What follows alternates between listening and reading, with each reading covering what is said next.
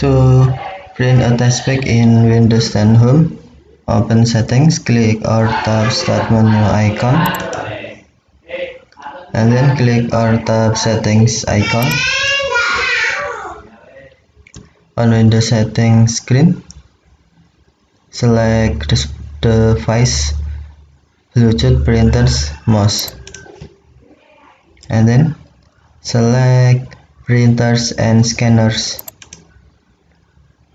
Select on printer and scanners, select printers you want to print a test pack, and then tap or click manage.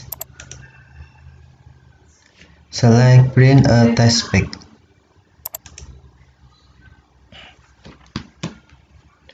Please wait.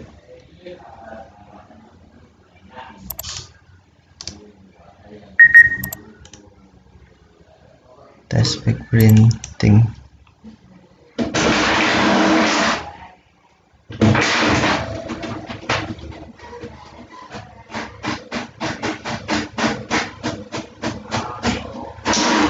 Okay, thank you for watching.